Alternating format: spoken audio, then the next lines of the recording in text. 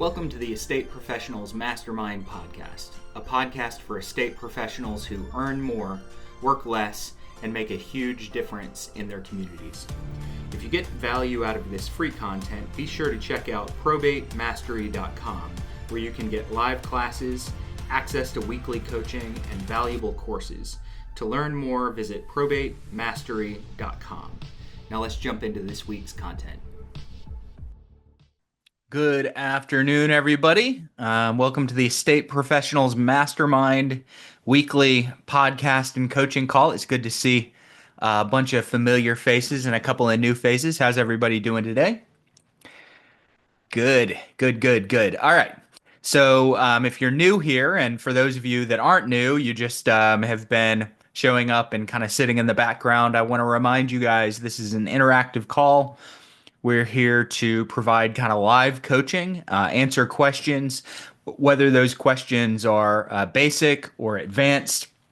It's all good for me. So I want you guys, we're gonna talk about the probate and the estate niche for your real estate practices. So if you have a question that you'd like to ask, or you have a success story, something that you'd like to share, something that you're doing that's working for you or not working for you, I want you guys to go down to the bottom of your screen and click on the React button. So you can hover over the React button or click on it, and there's a bar that says raise your hand. You'll be able to ask your questions, share your stories, talk about your experiences. We want to hear from you guys. So if you're new, we do this every single week on Tuesday at 2 p.m. Eastern Time. So this is a call for you guys. These do get published onto a podcast platform. So if you guys want to listen in the car, you can go over to your favorite podcast platform and look up the Estate Professionals Mastermind podcast. They're also published over on our Probate Mastery YouTube channel. So if you ever want to watch these, we're trying to get more content up. And starting this week, we're going to begin putting some specialty training onto the YouTube channel and onto the podcast platform as well that you guys are not currently getting on this weekly coaching call. So we've got something going up this week. I'm going to try to do that every week or two. Sometimes I'll do content dumps into that where it'll just be a lot of good training on where to get leads and different things like that. All right. Cool deal. So what do we want to talk about today? Obviously, we want to talk about the probate niche. I want to focus a little bit on what you guys are doing when you prospect. So while I'm waiting on engagement, while I'm waiting on questions, let's talk a little bit about what you're doing to prospect. So the majority of you guys already have leads. You're getting records. Either you're going to the courthouse, you're pulling them online, you're buying probate records, something like that. And the things that you need to do to reach out and establish communication are prospect on the phone, door knock, send cold mailers. So those are kind of the three approaches that you can take to creating relationships from scratch, cold relationships. Now, short little rabbit trail, and then we're going to come back to what we're doing to create cold relationships. Short rabbit trail. Obviously, we want business coming to us as well. So you want vendor referrals from attorneys, from estate sale companies, from your vendors. So you need to create those relationships and start bringing inbound calls and referrals to you. You also want content online so that people can find you when they go Google topics that they're interested in or that they need help with. The classic example is how to apply for probate in Raleigh, North Carolina. That's sort of the classic example. You should be showing up with your content. I'm not talking about right now. I'm not talking about starting those warm relationships. I'm speaking about starting a relationship from scratch, a cold relationship, somebody who has just applied for probate and basically their name is on a list. Their name is on a list. This is especially important to know and understand how you're going to create those relationships. So, number one, let's talk about what your objective is when you prospect those folks. And as we get going, I'm getting a lot of notifications that are waiting on me.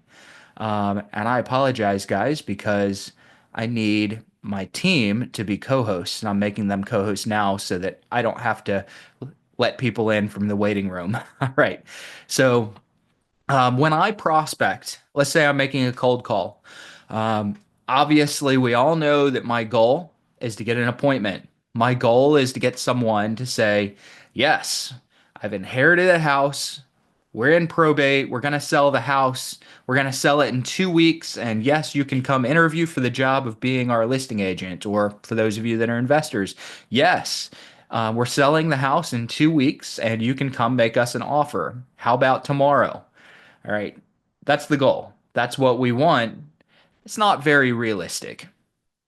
It's not very realistic to get that kind of reception from a stranger on the phone who you've cold called.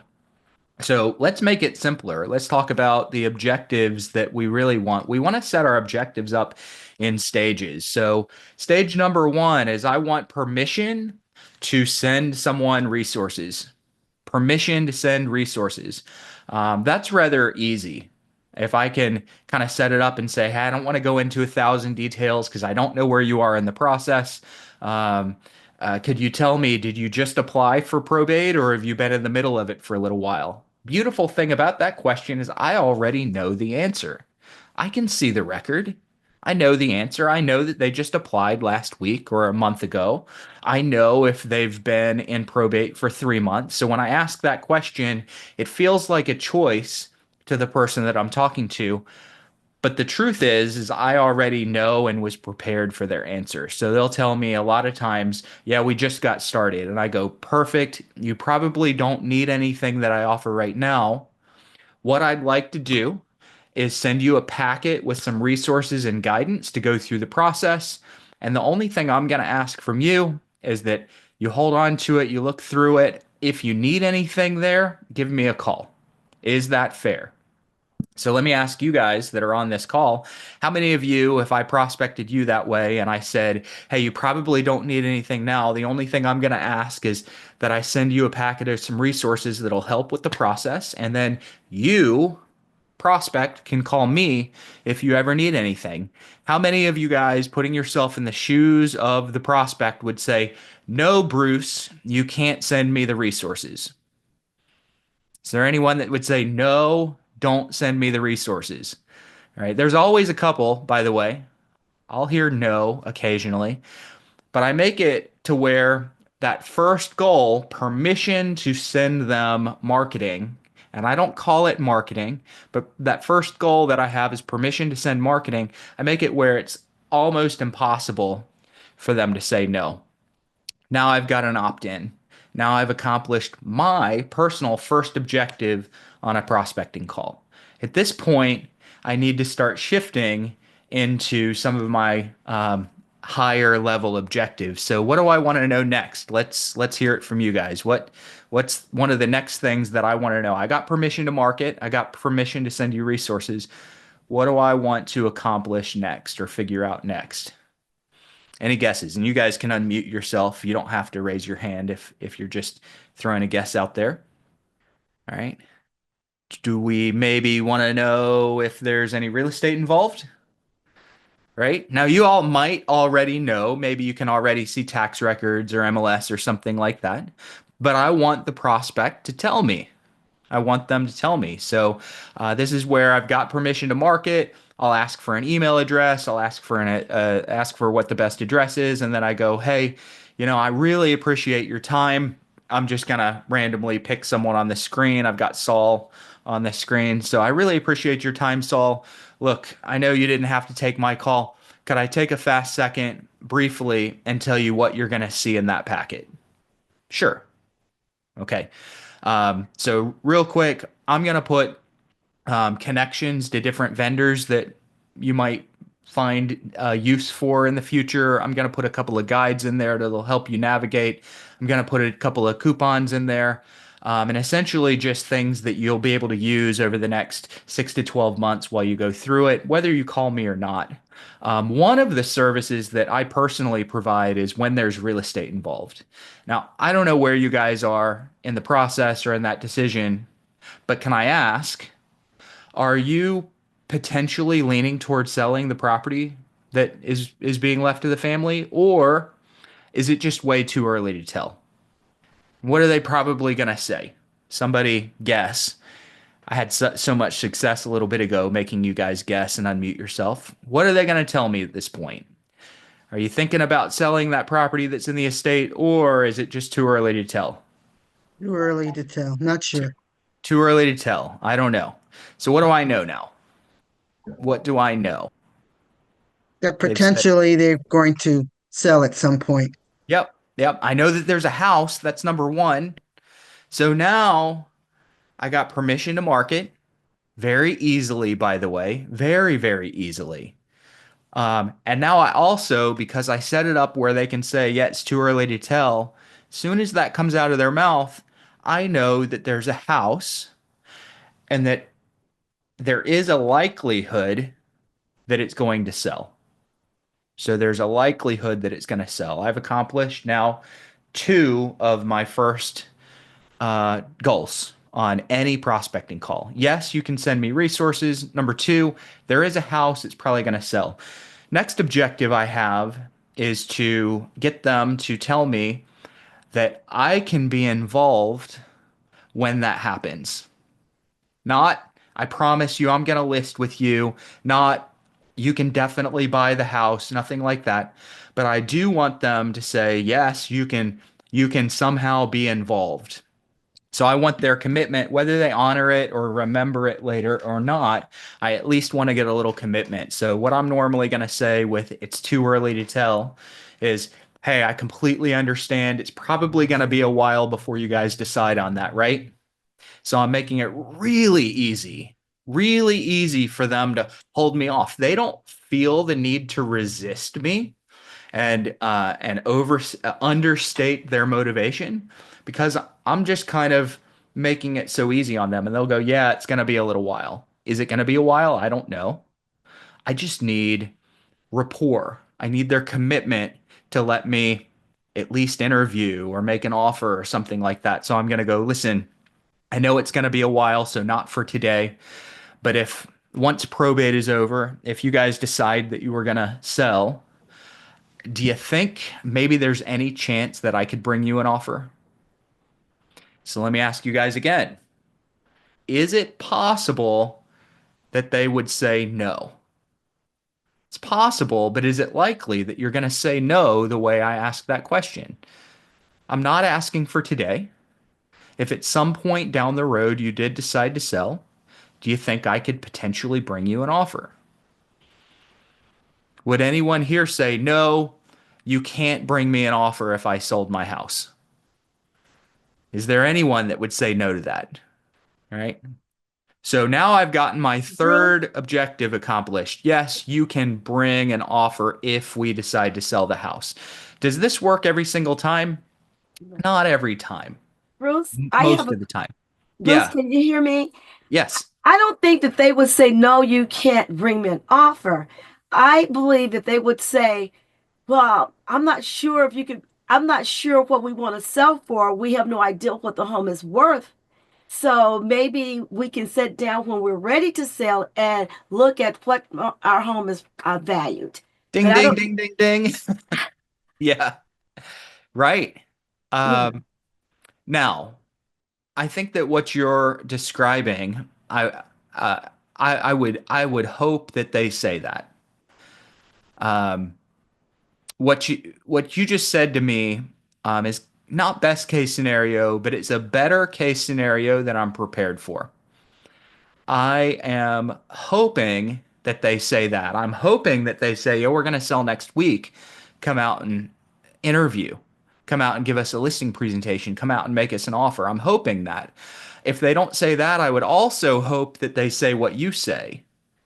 Well, we don't know what it's worth. Maybe at that time you could come show us what it might be worth. I would hope that they would say that, but they're still not normally going to use those top two, take those top two options that I'm hoping for. Most of the time, it sounds like this. Like I said, now I hate if you've been around me for a while and if you've role played, I hate it when a prospect starts a statement with, like I said. It's essentially a polite way of saying, are you dumb? Didn't I already tell you this? Okay. But in this particular case, I don't mind them saying, like I said. They'll usually try to hedge on me a little bit and they'll say, like I said, we don't know if we're going to sell yet. So they want to double down. They want to make sure that I'm not trapping them. So, like I said, we don't know if we're going to sell yet. But yes, if we do sell, you could bring an offer. Now, I love the phrasing bring an offer, especially for those of you that are real estate agents. Love the phrasing bring an offer. What do sellers want? You're selling a house. Do you want to list? Do you want to list? No. A lot of us are real estate agents on here, so I'm not trying to undermine what you guys are saying, but what I'm trying to say is, as real estate agents, and if you're investors, we're going to come back to you in a second. As real estate agents, we're a means to the end that they want in a lot of cases. Our means is not the goal. Listing is not the goal. Selling is the goal. If they can sell without listing, you better bet they will do it 1,000 times out of 1,000. They don't want to list, no matter how much they like you. No matter how much they're programmed to want to list, they would rather sell without having to go through that process. So that's why, as an agent, I always ask, if at some point in the future you do decide to sell, do you think I could potentially bring you an offer? Now, I'm not saying make you an offer if I'm an agent and I have no means or intention of physically making an offer. But bring you an offer. That kind of undercuts, if I were to ask that of a seller and 9 of you real estate agents were to talk to that same seller and say, hey, could we interview for the job? Could we show you our listing presentation? I'll get the appointment before you will because I'm basically um, skipping, in a way, skipping the means to get to the end of selling. Hopefully that makes sense. So bring you an offer. Now, when I do go to the house, let me just clear things up for those of you that are like, oh my gosh, am I being dishonest? If I do go to the house, I'm going to show up with 3 different options and sometimes more than 3 options. And I go, hey, here's a couple of ways that I can bring you an offer. I could personally make you an offer right now. For those of you that wholesale or flip, you could make an offer. I could take your property to my small group of investors and have you an offer within 24 hours. Or I could potentially list the property and get you full market value in a little bit more time. Which one of those do you like the best? Now, I also often throw in an owner finance option in there. And sometimes I throw a novation or a JV option in there, but I usually present 3 options and then I will let them say, well, I would rather make full market value. And I go, in that case, we might want to talk about listing. Is that okay with you? And now I'm in a listing appointment. So I didn't frequently get the listing appointment by saying, let me interview for the job of listing your house. I got it by saying, would it be okay if I brought you an offer? Yes. And then I'll show up with the 3 options and I'll let them choose which path we want to talk about when we're at the house. Okay? All right. Um, Now, if they say we're going to list and you're an agent, they say we're going to list, at that point, can I interview for the job? At that point, can I interview for the job? But you got to understand that they would rather just sell a house. They just don't want to sell low. People want the best of both worlds. They want to sell a house and make full market value.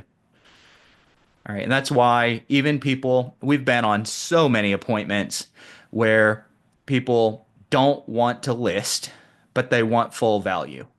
And it takes them a little while in some cases to come to realize that they're probably not going to get full value for the house without listing. But in those early days, sometimes they think that they can sell for full value while skipping the agent's listing process. So again, this is why I say, if at some point in the future you decide to sell, could I bring you an offer? So let's go back and recap. Step number one, get permission to market to them. If everything falls apart from that point and and you ask about the house and they say, "How dare you ask about the house?" At least you got the permission to market to them, to send them resources. They can change their mind and decide that they need what you're offering later. At least if the call goes off the rails after that, I got permission to send them resources. When I ask the real estate question, worst case scenario is they say, "Hey, you haven't decided on the house." Actually, worst case is I don't have a house. We're never going to sell, but that's fine. I mean, that's normally the truth, the way that I've asked the question. Are you going to sell or is it too early to tell? And they say, "What house? There is no house. We already sold. We're never going to sell in a million years." I typically believe them because that wasn't one of the options I gave. I gave the options of selling, uncertain, selling, or too early to tell. Then, if at some point in the future you decide to sell, do you think I could bring you an offer? That's the third goal. They say yes. What's our fourth objective? What do we want fourth? Fourth and final. In the house. In the house. So you got to keep in mind, most of these folks have not been programmed. They're not ready for an appointment yet. They have been resisting us. So the way you ask for an appointment has to be kind of delicate. They've been resisting, resisting, resisting.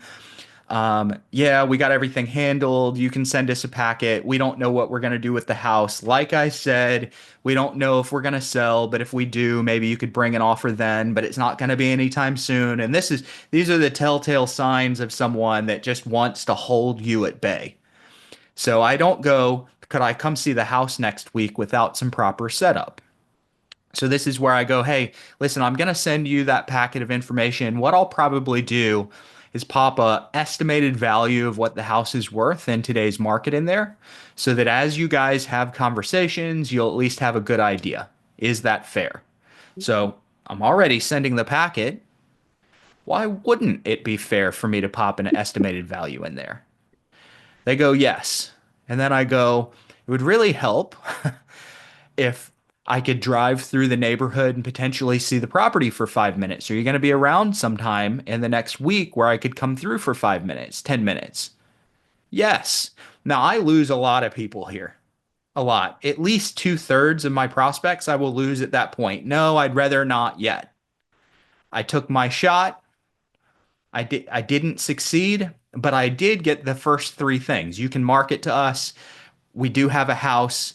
If we sell, you can bring an offer." So I got those first three things. I don't mind losing a few people with my stab at getting the appointment. I don't mind. I've got plenty of marketing and follow-up planning that I can put into place with them. But I've gotten a lot of appointments from people that said, "You can send us information. We don't know if we're going to sell. Like I said, we don't know if we're going to sell, but maybe if we do, you could bring an offer." And then all of a sudden, they go, "Yeah, come out next week. I'll be there Monday after work." And now I'm face to face with someone that all my other competitors in my market have been rejected by. Why?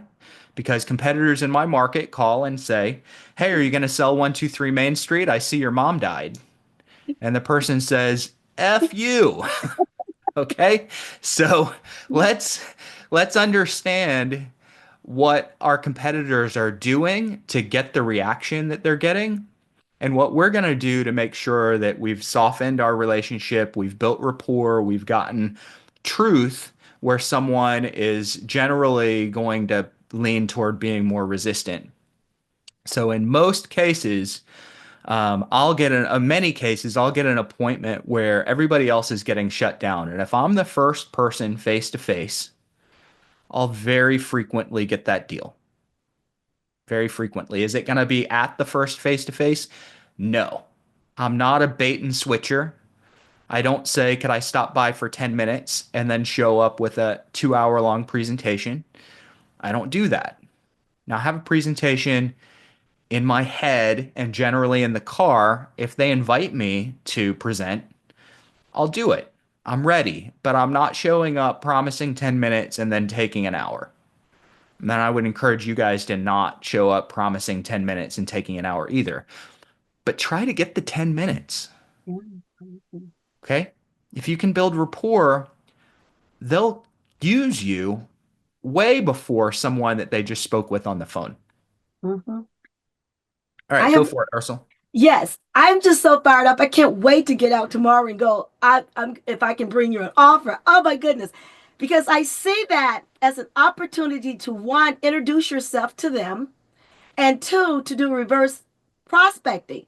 Because now you've said, is it okay if I can bring you an offer? They don't know what the offer is. And you Mhm. had then the backup of the three ways the option could be presented. But it gives you something to go out and look for someone for that property and do just that. Yeah. It's a win-win all around. And I can't wait to try it out. I just have to Okay. say that. Oh my Let God. me add something. I love that energy. And the fact that you just said that reminded me of something I did years ago. Years ago, I had a professional basketball player's parents come and work with me. And they were looking for something rather unique in my market. And I don't know how many of you guys are in or around or have been to central North Carolina, but let me tell you something that houses in central North Carolina don't frequently have: basements. Basements. Okay. And I don't know why, but for some reason in Raleigh, you would think, being a huge tech hub, with money coming in here, you'd have a ton of pools. But that's another thing that our properties, our communities frequently don't have, is a lot of pools. And these clients of mine wanted a house with a basement and a pool and a pool. So two filters that by themselves ruled a lot of people out. So I went into our 2 million person uh, community. Our market is was about 2 million, a little over 2 million. And I did a reverse search through tax records. Actually, I used ju listsource.com. And I looked for everyone that had a house over a certain price range with a basement and a pool. And I had these buyers that hadn't even all the way committed to me. I was in a little bit of competition with another agent. Um, and I put a letter and calls out and said, "Hey, I know this is out of the blue. You don't know me. I'm an agent in the area, and I'm working with some buyers that want a house with a basement and a pool, and they're looking to buy, and there's just nothing on the market that matches what they're looking for. If you'd think about selling, please reach out." And out of that blast that I sent out, I got 6 people that reached back and said, "We have a house with a basement and a pool, and we would consider selling for the right price." And I talked to all 6 of them, and none of the 6 were in a hurry to sell. So I've got a buyer that's wishy-washy on me, hadn't even committed to me. And now all of a sudden I get 6 sellers that are wishy-washy on me and hadn't committed to me. So what I do is I went to Facebook at the time and I ran an ad for buyers that said, "Hey, I have 6 people that own a home in Raleigh, North Carolina that have a basement and a pool and they're off market. If you would consider a house with a basement and a pool, and you can't find anything on the market, call me." I got hundreds of buyers that time, hundreds. "Yeah, I'd like a house with a basement and a pool, and I want to know off-market opportunities." So then I went back to my list of sellers with a basement and a pool, and I said, "Hey, I have hundreds of buyers that are looking for a house with a basement and a pool." Okay, and that time I got a bunch of sellers to raise their hand. And so what Ursula was just sort of describing is taking these potential future opportunities that say, "Yes, I might sell. Yes, if I do sell, you can bring an offer," and taking those to generate investor and buyer client opportunities. And then you take those and you bring them back to your probate opportunities and you play one off of the other. If you can say, "I'm working with a buyer that wants to buy a house," that's a powerful statement. "I'm actively working with someone right now who's wanting to buy a house." If you can go to your buyers and say, "Hey, I know people right now who are going to sell in the future. Nobody else knows about these. you're going to get people very excited and interested in working with you, especially as an agent. Now, I told you that our investors that I'm coming back to you. We talked about bringing an offer. You guys that are investors, the language changes a little bit. It's make an offer. Make an offer. So if you're an investor, hey, I know you guys don't know if you're going to sell right now. If you do possibly sell in the future, do you think maybe I could make you an offer? And I've played with this language a lot. A lot. I used to try to figure out for agents what to say to get a listing appointment, and I found the words bring an offer get you 3 times more appointments than interview for the job or show you how I can list your house. It just gets more appointments. Okay. Now, please don't show up to these houses and say, hey, option one is I could make you an offer if you're not prepared to make an offer. Please don't show up to the house and say, option two is I could take you to my investors and get you an offer in 24 hours if you don't have any investors. Okay, so I want you to be able to use this language, but find a way to be able to make an offer yourself. There's a lot of different ways, even if you don't have money. And find some investors that would back your play. That's the biggest thing, especially if you don't have money. Find some investors that would back your play. Go to a RIA, REIA, in your area, meet cash investors. They would be thrilled to back your play. In some cases, they pay you commission separately. In some cases, they'll pay you an assignment fee. In other cases, you can list the house and there'll be an unrepresented buyer. A lot of different ways, but go to a RIA if you don't have investors that'll back your cash terms. Bruce, if this is Katie, I have a quick question. Go for it. I had a gentleman that I contacted some time ago, and he was the personal representative. So he's the 9 months in probate. He decided to list with his sister-in-law. So that's fine. He just called me the other day saying that the house fell out of contract with an investor. And so, I remembered we talked, and so now I'm like, I don't actually know quite what to do, because do I go back to him? Like, I do have more agents, but this gal has already, she would be due her commission.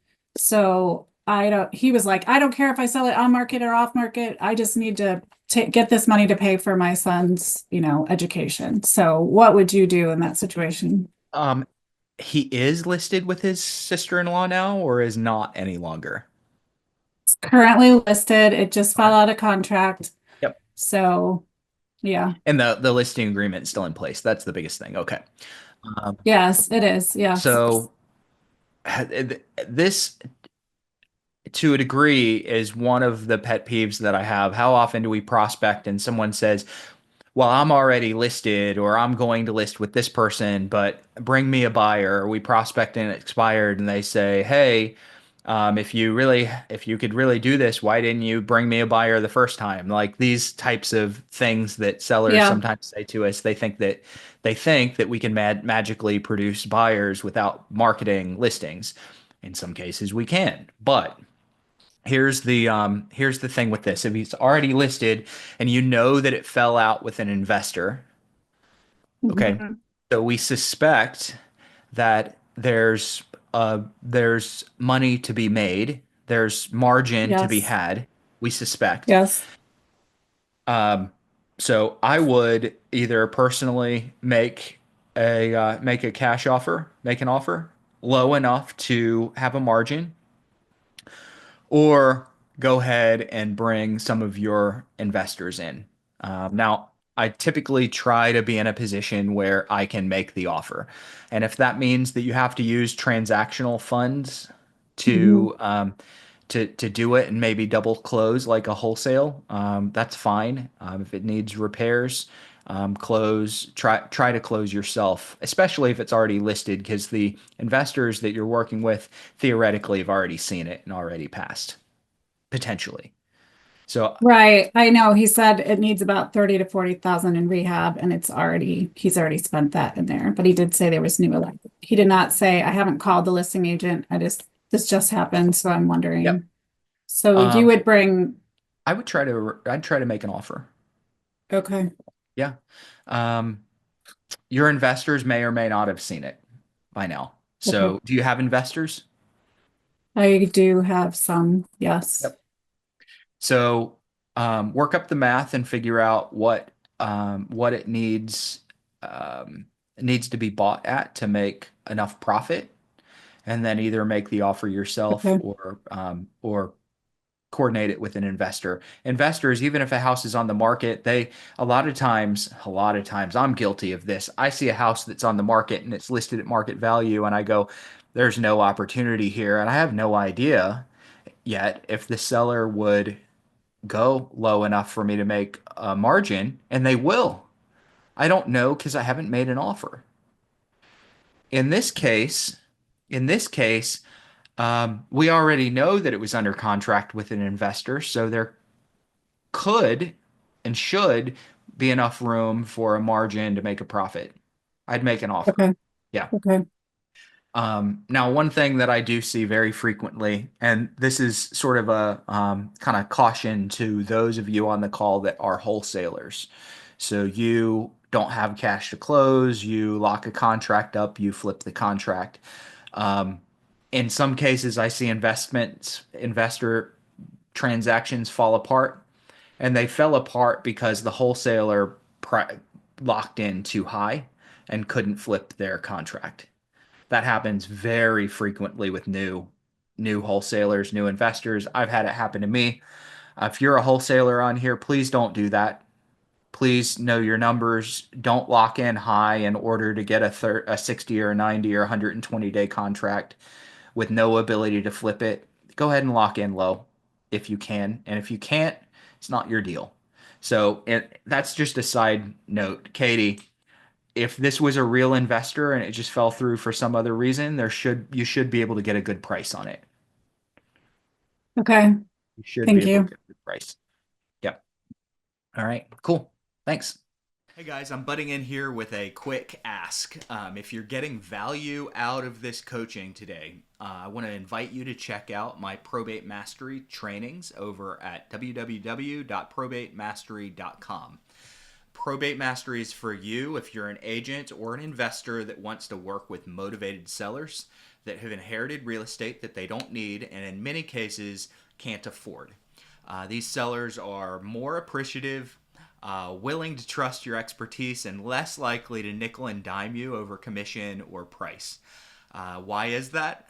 They're often in the middle of a complex probate or an estate administration process, and this means that real estate is very often a burden on them, and they simply need the help. Inside of Probate Mastery, I teach you exactly where to source your leads, how to establish value, and offer your service in a way that quickly makes you, as the professional, your market's expert in the probate space. If you want to know a little bit more, go over to www.probatemastery.com. Hope to see you guys inside of the community. Thanks. I have a Okay. question. I have a question. Yeah, Virginia go is my for it. name. It's not, I'm not Yeah, showing, Virginia. but Hey. I'm very new. I'm just starting the course. And my question is, I'm going back to the permission. Mhm. Um, are we also determining who is in charge, like who is the executor or executress when you're asking all these questions, email, getting their phone number? Are they going to be selling at any point?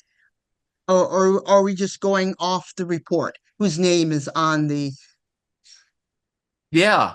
the, So there's certain does questions that that make sense? Like I said, I'm new. yeah, no, this is great question. There's some questions that I haven't built into the outline, the call scripts. And this is one of them that I haven't built in. Why? Um, because there's no perfect place to ask, hey, are you the executor? There's not a perfect place for it, but I very frequently ask. So let me give you an example of where it might be. Um, Hey, my name is Bruce Hill. I'm with a company called Triangle Estate Solutions Group here in the Raleigh, North Carolina area. Could I take a quick second and tell you why I'm calling? Yep. So basically, I provide a turnkey kind of concierge service and a lot of resources to help with the probate process. Are you just getting started with probate at this point, or are you kind of in the middle of it? And you'll say, I'm just getting started. Okay. Especially because I already know what you're going to say. I'm just getting started. Okay, perfect. You probably don't need anything at this point. What I'd like to do is send you a pack of resources and guides that'll just by itself help with the probate process. Only thing I would ever ask is if there's ever a question or something you need, you give me a call. Is that fair? So you, it's hard to say no to that. Really Right. hard to say Yes. no. And then Yes. I'll get to the real estate question, and you go, yeah, we're probably going to sell. Now, I'm probably going to start hitting you with a few questions. Yeah, I noticed you were the petitioner. Are you also the executor, personal representative? No, that's my sister. Oh, okay. I imagine you're helping out with the property. Yeah, I'm helping out with the decisions. Okay. You guys are both on the same page. You guys are both on the same page with wanting to sell. Most of the time, that person you're calling is the executor, though. So most of the time, Okay. they'll say yes. Have you gotten your court approval yet? Would be the next question I would ask.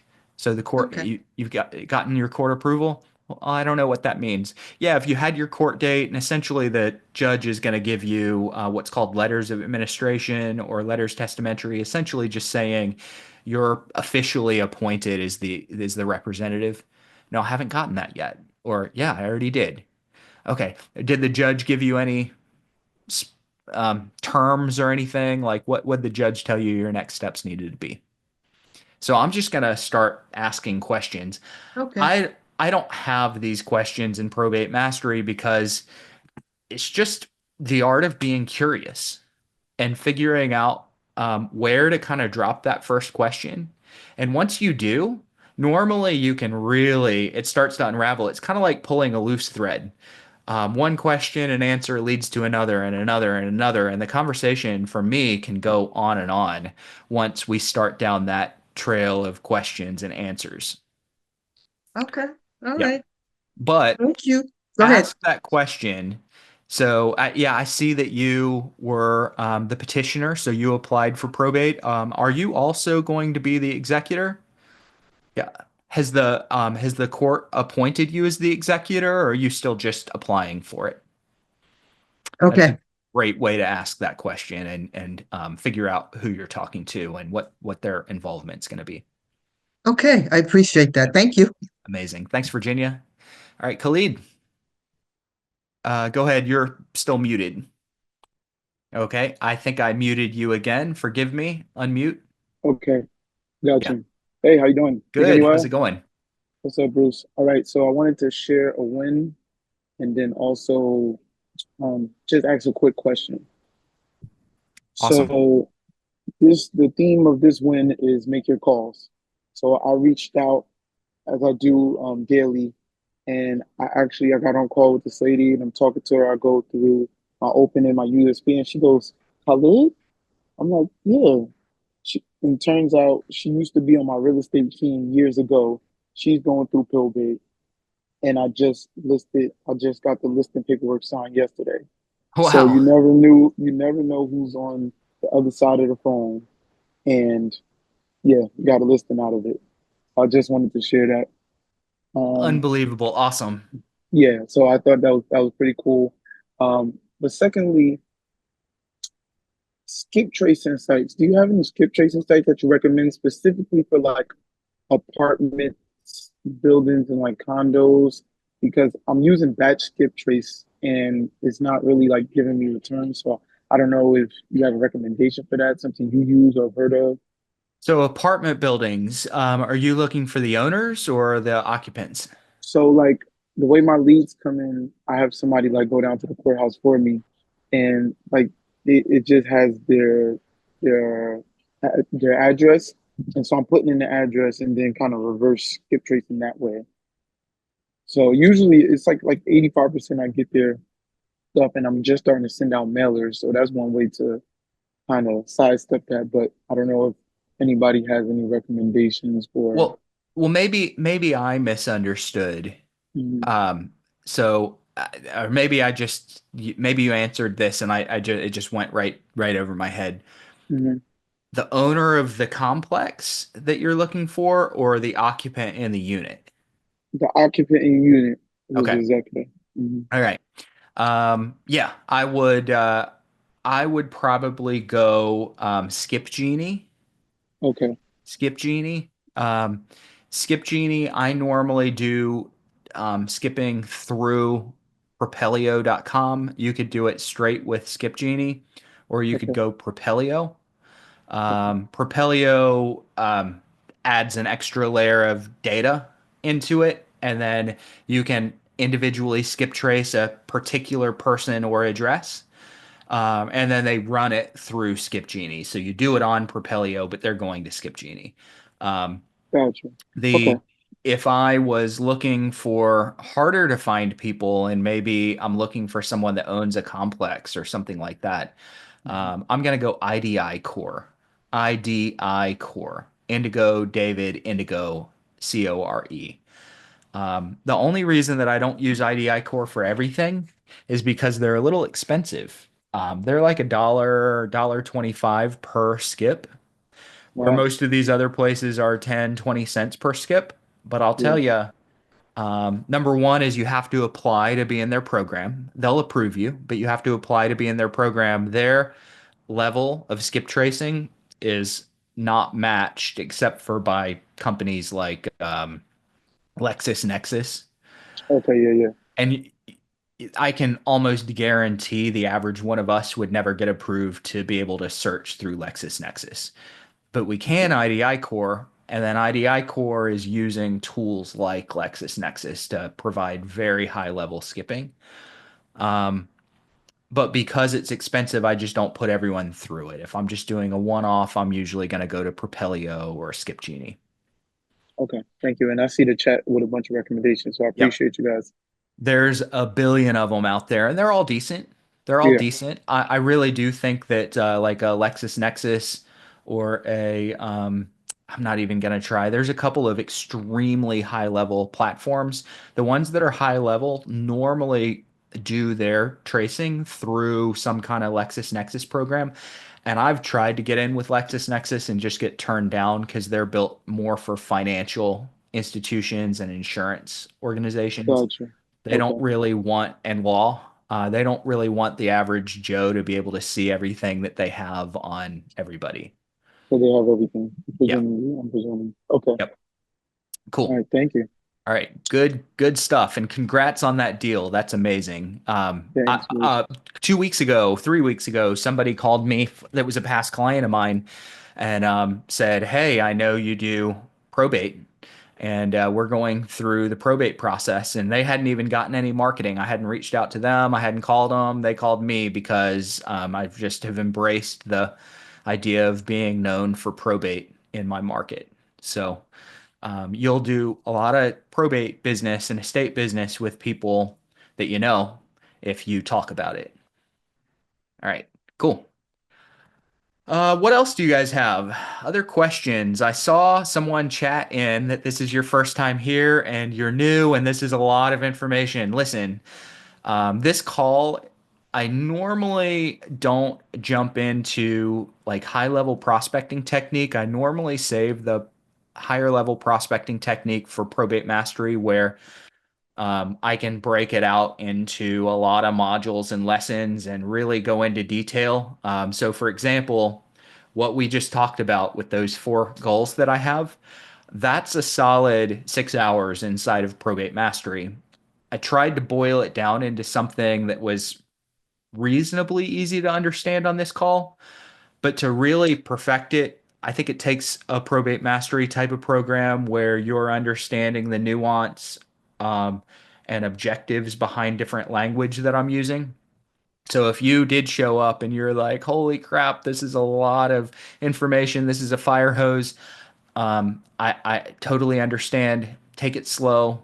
Try to perfect one little piece at a time. And it's our calls are not normally quite as I don't want to say advanced. To me, it doesn't feel very advanced, but I've given thousands of hours of thought and testing on some of these techniques. And so when I lay it out, and if something does sound simple, it wasn't simple coming up with it. It was usually getting hung up on 1,000 times before I found a particular type of set of words to use. So you can go back and watch this call as many times as you want. If you're in Probate Mastery, you can jump into Probate Mastery. There's currently 3 or 4 prospecting sessions in Probate Mastery 2.0 with 3 or 4 more still coming up, where we kind of talk about the nuance of dealing with objections and what if they say this and how to ask that question. Goes into a lot of detail. And if anyone doesn't know about Probate Mastery, probatemastery.com, you guys have probably all been there already. But if you don't know, certification program, it is comprised right now of 2 primary courses. You've got Chad Corbett, who is the founder, the original trainer and coach. He's got a 16-hour program on demand. You guys get in there, you get certified. It's really good. I am redoing Probate Mastery right now with over 30 hours of training. We're in the middle of it. We're 20 plus hours into that redo. It's business in a box. So anybody that gets Probate Mastery gets both versions along with any upcoming lessons that get added in. And there's still a solid 12 to 20 hours of lessons that will be added in over the next short period of time. So you get both of those platforms and a certification. Probate Mastery is very, very much geared toward those of you that want to build a business focused on the heirs and the families that are navigating probate and the estate administration process. So going to the heirs. If anyone wants to build a business centered around attorneys, so you want to go to attorneys who oftentimes get those relationships with the heirs before we do, and then they can bring those to us. If you're looking at that, you might want to consider adding on the EARN course. EARN stands for Earn Attorney Referrals Now. It's a really good, what would have been a flagship course for us. Chad did it before I took the program over. It's really good. I almost want to have a different website called Earn Attorney Referrals Now and sell it as a flagship, but I'm not. It's kind of an add-on that you would get. So Mastery shows you how to go to the heir. Earn shows you how to go to the attorney. And together, you could capture the lion's share of the estate and probate business in your market. All right. What other questions do you guys have? Anything else? Pop your hand up if you do. If not, we got about 8 minutes and maybe we'll be a little bit early getting out of here if I don't have anything else. There we go. Katie, go Hey for it. there. I got a letter from an attorney that must have found my website, and he asked if he said it says like you may have expressed an interest in the above property. I'm the PR. It's scheduled for sale by the lender. So here's the notice of trustee sale, and it was like I was out of town for a week, and he sent the letter on a Monday, and I got, you know what I mean? I got my mail on a Saturday, so I missed it. But he said the estate is not in a position to pay off the note, but we're interested in selling it for the highest possible price. So I'm just saying, of course, I'm going to follow up with him. Regardless, I'm sure he's a gatekeeper, but is this so this would be owned by the bank, or how does that, can you just like walk me through? Yeah, it sounds to me like it's in foreclosure, Okay. upside down. Okay. And if I'm assuming that they already know it's upside down and are not going to do, I don't know. Why would they be selling through the attorney? Maybe they're kind of allowing a short sale process. Maybe Okay. they're allowing some kind of a short sale process. That's unusual. So they don't have enough to pay off the note, but I imagine the estate does have enough to pay off the note. So maybe the house doesn't, but the estate does. That would be the only reason that I can think of Okay. that it would be structured this way, the attorney's proposing. Number one, Yeah. absolutely, it's 1,000% worth creating a new relationship with an attorney. Yeah. Yeah. Yeah. Yeah. I would um, look it up, see if it's listed. Uh-huh. Okay. Yeah. I kind of doubt that it's listed at this point. Otherwise, Yeah. the I don't think it attorney is wouldn't have either. mailed you. Right. So have that exploratory discussion. Yeah. Ask them why they're not just giving it back to the bank. Obviously, you Yeah. don't talk them into just giving it back to the bank, but ask why they're not giving it back to the bank and kind of see what thought process they're going through um, with the clients, the bank, and with the attorney. And then you may find some Okay. solutions that they've never even thought Okay. about. So maybe Okay. if they're not already using the expression or talking about short sale, maybe you present a short sale option. Okay. Cool. Somebody put something in the chat too. I just Yep. was trying to like reason like why would this have happened this way? So yeah, that It's makes sense. different. It's different.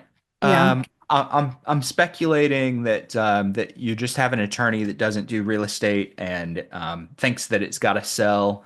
He's probably trying to protect some of the other assets in the estate. Maybe S- Okay. most likely talk to the bank, and the bank said, "Yeah, if you can sell it low, maybe we can do a short sale." I'm guessing that nobody really knows what the process needs to look like except for the bank, and they're not communicating that effectively. So do call the attorney and just say, "Hey, I'm trying to understand the situation a little bit more. I might be able to help." Cool. Cam, Okay. what do you have? Let me bring you up. Oh, Katie, if you did you have a follow up? No, sorry. I'll put my hand down. Okay, So not a problem. yeah. Cam, Cameron. Oh, what's up, buddy? My bad. Hey. I didn't know she was finished. But sorry, folks. Um, yeah, I had it all in my head. I forgot. So I just had a meeting with the manager. Oh my goodness, I forgot the whole question I was going to ask to see if it was even beneficial.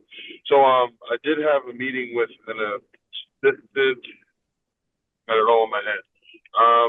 She's a caregiver, Mm-hmm. right? Yep. Um, Damn, I had the whole question, but I guess I'll have to ask I later. left your But hand up too long. That's no, what I was listening to what she said, and I just you have literally flipped on ADHD. my yeah, the minimum. So how would you like utilize her relationship? Because she's like, oh, I like what you do, and I'm going to try to work with you. Because she works with attorneys as well, like state care attorneys. I mean, Probably estate estate planning attorneys. planning attorneys. Probably she Yeah, probably works with estate planning attorneys. So she helps create the plan. Most likely she gets the relationships. They bring the relationship to her once the person starts needing care before they've passed away. exactly. And she's kind of like the head lady for the Council of Aging. So I wanted to see how you would utilize that relationship. I want to say, Yeah. I can't remember the exact thing. Like, just So thinking.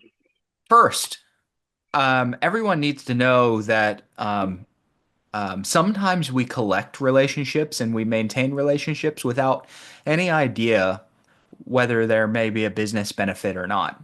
Now, um, I generally don't encourage people to collect relationships with someone that you don't like and you're only in it for the money. I had an agent one time that told me, she said, "Hey, I'm an atheist, but I'm going to go to this Baptist church because they're going to give me a whole lot of business."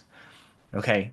Now, if that's you, I'm cool with it, but I have a hard time pretending to be something that I'm not in order to get business. So I wouldn't necessarily do this with someone that I think, oh, I'm going to make a boatload of money, but man, I really don't like them. But if you like the person, keep the relationship, keep it going, whether or not there's an immediate, um, business utilization of the relationship right now. So keep the relationship going. Now, it just so happens in this particular case that there could be an immediate utilization opportunity for your business to benefit. Um, so in a case like this, it's probably not going to be the um, this caregiver's direct referral to you. It might be, but this caregiver already has relationships that you need. She's already said she likes what you do. So, first thing is maybe there's referrals there, maybe there's not. Hey, let's mastermind together. Let's network together. Hey, who do you know? I'm doing this networking event on Tuesday night. I'd like you to come out. Do you know anyone else that would want to come out? Hey, I'm gonna do this. I'm doing marketing. Would you like to market with me? Hey, I'm getting my lead list. Would you like to get the lead list with me? Now, probably not because she's pre-death. Okay. But I would kind of include someone like that and everything, and most likely she knows the estate planning attorneys that you want to know. Exactly. So what I did there, because I just left I left at 11 this morning. I had it at 10:30. She was like, "Oh, there's one here in town." Well, it's not for me, but she's like, "Oh, I deal with one here in town." So what I did, I went right to the attorney. Was like, "Oh, I just met with the estate planning manager, or whatever the lady's title was, and she said you were a great attorney." And I sat there and talked to the attorney for an hour. So I utilized it, but that was more the question, like, how would you utilize her services, because she's First, very. okay, hold on. Mhm. How is she going to utilize your services? That's going to be the first question that I want you to change your mind. How is she going to utilize your services? If she finds a value in what you do, Mhm. she'll provide value to what you do. Absolutely. Okay. So think of how am I going to provide value to this relationship first? And then that relationship will start providing value to you. So I want to look at her kind of like I would look at a financial planner. A lot of people in our space ignore the financial advisors because the financial advisor is long, long, long before probate. They're in the estate creation side of things. They have wealthy clients that are setting up estate plans and trusts, and they're healthy, hopefully, and they'll be healthy for a long time, hopefully. And I know the financial advisor wants their clients to be healthy for a long, long time. That's not something that's necessarily directly involved with probate, but who does the financial advisor take their clients to for trust and estate plans? They take them to the attorneys. Who does the home health provider take clients to for the creation of trusts when they're probably a little bit further along in the aging process? They take them to the attorneys. So I'm gonna find a way to kind of talk to the health person, the home health person, talk to the financial advisor, the financial planner about the set of services, find out if they're interested in potentially working together or brainstorming on ways to create business together. Everybody's going to say yes. And then I'm going to go, hey, while I'm setting this up, I could really use a great relationship or two with some attorneys that are in the estate space. Do you know anyone? Yeah, I do. Do you think you could introduce this? I'm looking for the introduction. The fact that you didn't get the introduction and you walked into the attorney's office is great. I love it. But I would especially like the introduction. Okay. If they could do a three-way call, a three-way text, a face-to-face meeting, something like that, that attorney is almost guaranteed to take my call or my walk-in when I've just come from one of their best referral partners. Yeah, I didn't want to ask for a favor after I just married. She's like, "Oh, I like what you do. I like the message and blah blah blah." I It's didn't want to okay to ask play for.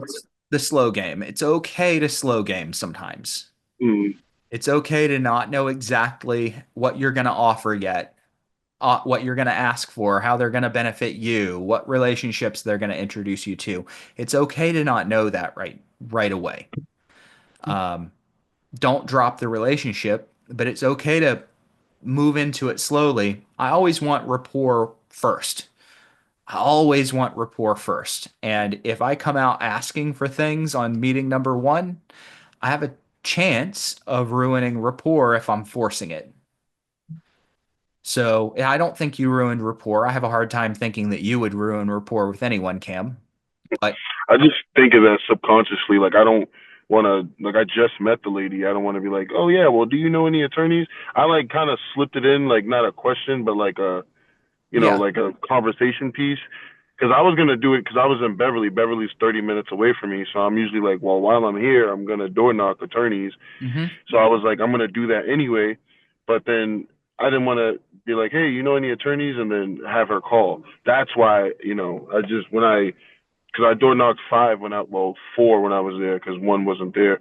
I was just like, oh, uh, Linda, I was like, Linda, she told me, I didn't say Linda told me to come here. I said, Linda told me that you were a great attorney.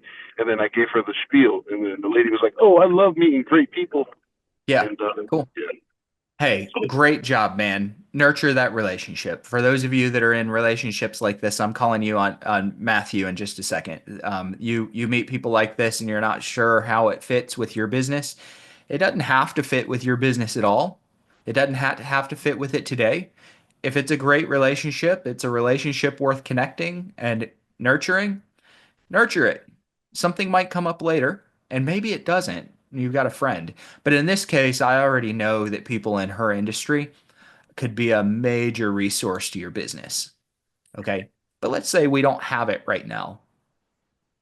Keep the conversation going, keep the relationship going, nurture it, check in every now and then, add her to your drip campaign, add her to any mail marketing you have, invite her to networking events. You'll find ways to benefit each other's businesses. Cool. Yeah, I need to do that. All right. I got to go to Matthew. Thanks, Uh, thanks, thanks, V. Cam. Appreciate it. What's happening? Hey, Bruce, can you hear me? Yeah. Hey, first time here, so excited for everything that you've shared so far. We're a small team here in Kansas City and recognize the probate niche potential. Yeah. And there's an annual event here where essentially all the probate estate planning attorneys meet for a 2-day symposium. And we're thinking about purchasing a booth and just was hoping to get some kind of lead generation strategies to meet the most amount of people as possible without being, kind of having a soft approach, creating that rapport, getting lead generation, pipeline contact information, all that good stuff. Yep. So, I'm going to approach this more from a conversation standpoint. So, go ahead and get a booth. I don't know how expensive they are, um, but I would go ahead and get a booth. It's interesting if you cold call or pop into an attorney's office, you're very it's a low likelihood that they're just going to let you in. Now, there's a way. Cam was just on here. He does it all the time. I have people that pop in and cold call attorneys all the time, and I don't mind that. But at a symposium, you kind of have a captive audience, and a lot of them are at least going to come say hi and what do you do? So from the conversation standpoint, this is the way that I want to approach it is, hey, I, I've been through probate. I have. I'm not sure if you have. If you haven't, don't say this. We've helped some families in our practice through probate and realized that there was a lot of loose ends that they had to deal with. And rather than approach from a taker's mentality, approach those families from a taker's mentality, we wanted to approach from a giving mentality. We wanted to provide those resources and connections that they might need to tie up the loose ends. And in return, we know that some of those prospects that maybe you deal with, Mr. Attorney, Mrs. Attorney, might also have a real estate need from time to time. Okay, that's how we benefit directly, but we know that sometimes we'll provide 1,000 free resources without ever getting any real estate, and that's okay. We want to be a resource whether we get a benefit or not. Okay, and the attorneys really appreciate that This is how I describe if I get permission from the prospect on a cold call, that's how I describe the service that I offer. And it really is a breath of fresh air for the average person because they're just getting chased with buy this, buy that, pay me for this, pay me for that. And so I like to set it up as, hey, I've got 1,000 things that I give for free. Most of them are resources and guidance that help with the loose ends of navigating probate. Okay. Now, I know that occasionally a certain percentage of people also have a real estate need, and it kind of gives me the opportunity to get in with an offer or being able to get them the best price with the listing. And the attorneys will really appreciate that. They'll really appreciate it. So yes, booth, but I would kind of frame my conversation first is I help tie up the loose ends that clients aren't doing or don't know how to do. A lot of your clients and prospects, when you talk to them, they're going to say something like this. Oh, our attorney's got it all handled. All right. Um, Never disagree. All right. Let them believe that they have it all handled. But what they don't really know is that the attorney's doing the legal paperwork. The attorney's not going over there and cutting the grass. The attorney's not changing the locks. The attorney is not cleaning the gutters, winterizing the house in the cold weather. The attorney's not personally going over and sorting through all the belongings. Now, the attorney might have some referral partners for a few of those things. Probably not. And if the attorney does have referral partners, the attorney doesn't want to make 1,000 calls. They already have the client. Why not bring those calls to you and say, hey, this person needs all these loose ends tied up. Could you coordinate it? And that's essentially how I describe my services. I coordinate the tying up of loose threads. Am I cutting the grass personally? No. Changing the locks personally? No. I've done 1,000 of them. I don't want to do any more. Okay. I know people to do all those things though. All right. And in return, sometimes I get a real estate deal. All right. And then sometimes I'll frame it like, hey, the only thing I would ask is that you give me a shot to bring you an offer. And they'll really appreciate that. The attorney will as well. Okay. And I've always envied the Kansas City market. I see a lot of opportunity there. Yeah. Yeah. All right. Does that help? Yeah. Did I come Yeah. close to narrowing in on your question? Yeah, that's helpful, especially just the initial approach, how to frame that to attorneys. So that's helpful because then it's just about capturing the right attorneys for the long game and to stay in touch and just build that initial rapport. So I like that approach that you just laid out. Yep. Now, bonus points if you can get the attorney invested in your model. So if I can arrange follow-up meetings with attorneys, I'll bring a checklist or I'll bring a guide and I'll mess things up on purpose. Not a lot. I don't want them to think I'm an idiot, but I'll get a couple of things a little bit wrong and I'll get them to get advising me on how to establish services. So I intentionally get a few things wrong so that they can start to advise. If they can advise and start teaching you how to run your business, they're going to be 10 times more invested in your success emotionally. So unconsciously. That's one way that I've approached attorneys very frequently. If I can get that follow-up meeting, hey, here's some things that I was thinking about. I'm 10 years in to focusing on the probate niche. 10 years. I've ironed a lot of stuff out. When I meet with attorneys, I'm always, yeah, I was kind of thinking that this might be a service that clients sometimes need, but I don't know. Could I run a couple of things by you and see if you think it would be beneficial? It's never, hey, I'm a certified probate expert. I've been doing this for 10 years. It's, hey, could I run this by you and see if you think that that there's a need or something here that would make your client's process easier? Sure. And then I mess a couple of things up. I'll get 8 things right and 2 things a little bit wrong and let the attorney start molding my business for me. And what's funny is they'll end up molding it right into what I already have anyway. All right, so they're not gonna make me flip my model upside down. They'll just say, "Hey, have you thought about this?"